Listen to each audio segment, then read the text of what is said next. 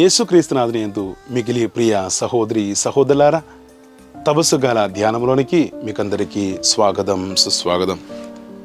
Mark సువార్త 14వ అధ్యాయం 3 నుంచి 9 వరకు ఉన్నటువంటి వచనములో మనం ఒక సంఖ్యని మనం చూస్తూనే ఉన్నాం. దానికంటే ముందు ఈ దినాన్ని బైబిల్ పండితులు నిశ్శబ్ద బుధవారం అని, లేక సైలెంట్ వెనస్డే అని, ఇంకా గూఢాచారి బుధవారం అని, లేక స్పై వెనస్డే అని పిలుస్తున్నారు.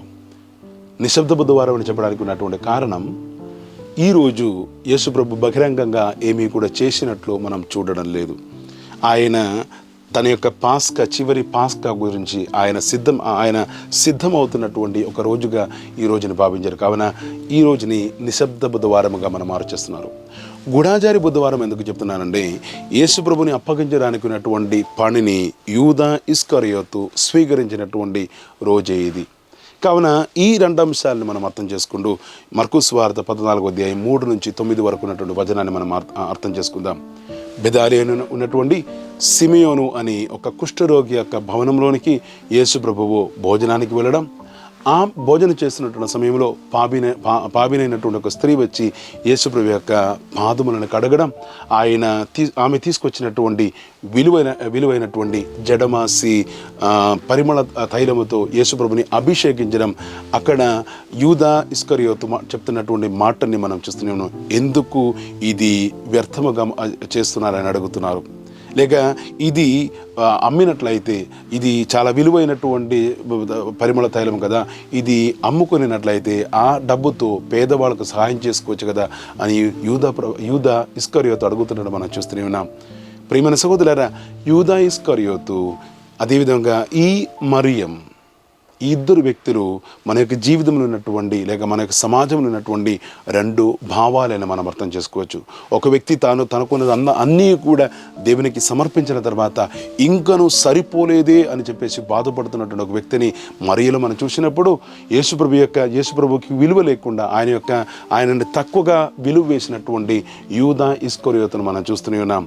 ప్రియమైన సహోదరులారా, ఆయనకి పేదల మీద ప్రేమ ఉన్నదన కాదు అని చెప్పేసి వాక్యం సెలవిస్తుంది. ఆయన ఈ మాటలు మాట్లాడేది ఆయన ఒక దొంగ కనుక అని కూడా చెప్తున్నారు. ప్రియమైన సహోదరులారా, ఆయన యేసు ప్రభు దగ్గరికి వచ్చినప్పుడు ఆయన కోరుకునేది ఒకటే, నాకు ఏ లాభం వస్తుందని చెప్పేసి ఆయన యేసు ప్రభుని వెంబడించారు.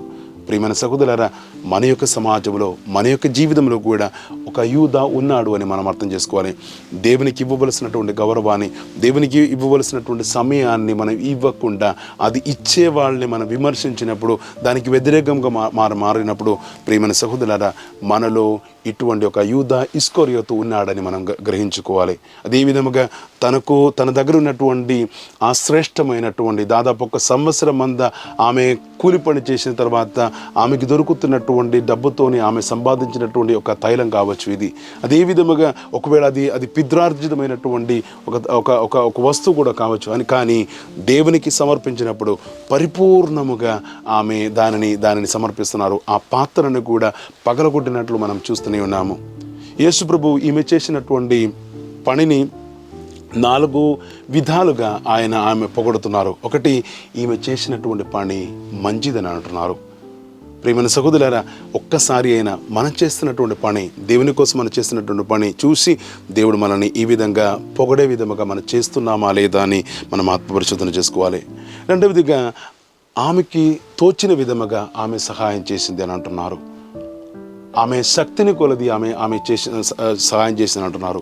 ప్రియమైన సహోదరులారా, దేవుడు మనకిచ్చినటువంటి సత్తని, దేవుడు మనకిచ్చినటువంటి సంపదని, దేవుడు మనకిచ్చినటువంటి శక్తితో దేవునికి సేవ చేసుకోవడానికి మనం ఎంతవరకు సిద్ధముగా ఉన్నామని మనం ఆత్మపరిశోధన చేసుకోవాలి. ప్రియమైన సహోదరులారా, ఈ తపస్సు గల మన నుంచి కోరేది, దేవుడు మనకిచ్చినటువంటి సమస్తాన్ని దేవుని యొక్క మహిమార్థం వాడుకునే వ్యక్తిగా మనం మారాలని తల్లి శ్రీ సభ ఈరోజు మనల్ని ఆహ్వానిస్తున్నారు.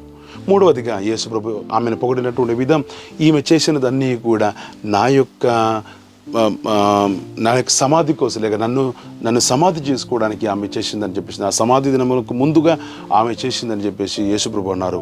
ప్రియమైన సహోదరులారా, యేసుప్రభు చనిపోయిన తర్వాత ఆయన యొక్క శరీరాన్ని వాళ్ళు శిలువ నుంచి దించి, అది తొందరపాటులో వాళ్ళు సమాధి చేస్తున్నారు. ఎందుకంటే కొద్దిసేపటిలో పాస్కా రాబోతుంది. కావున పాస్కా రోజు వాళ్ళు ఏం చేయకూడదని పవిత్రంగా ఉండడానికి వాళ్ళు హడావడిగా చేసినందున ఒక యూదునికి ఇవ్వవలసినటువంటి గౌరవాన్ని, లేక ఆ శరీరానికి ఇవ్వవలసినటువంటి గౌరవాన్ని వాళ్ళు ఇవ్వలేదు. కానీ దానికంటే ముందు మగ్దల మరియమ్మ యేసుప్రభు యొక్క శరీరం మొత్తం పరిమళ తైలంతో పూయినట్లు మనం చూస్తూనే ఉన్నాం.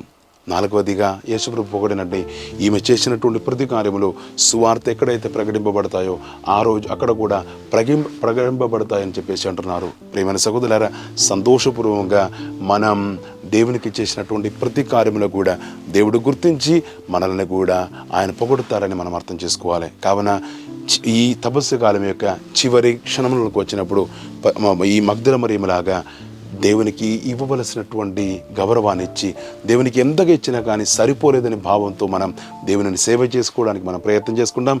మనలో ఉన్నటువంటి యూదా అనే భావాన్ని తొలగించి దేవునికి ప్రీతికరమైనటువంటి జీవితం జీవించడానికి మనం ప్రయత్నం చేసుకుందాం. దేవుడు మనలందరినీ ధారాళముగా దీవించును గాక, ఇప్పుడును ఎప్పుడును ఎల్లప్పుడును. ఆమేన్.